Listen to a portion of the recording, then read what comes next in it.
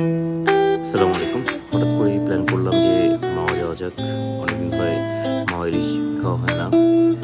পরিবার নিয়ে বের হয়ে গেলাম বৃষ্টি স্নাত দিনে।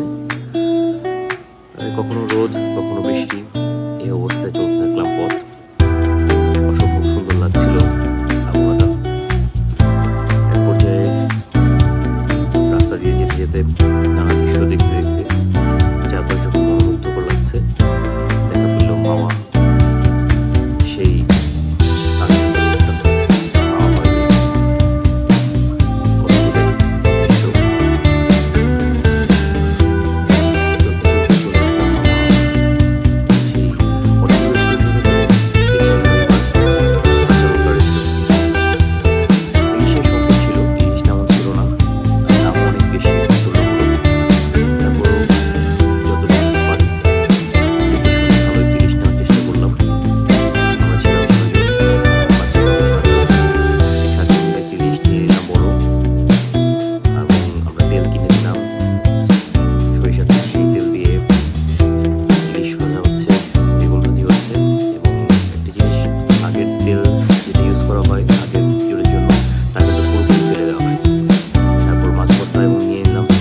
আচারি সালাদ, এর জন্য 100 টাকা অবশ্য দিতে হয়েছে।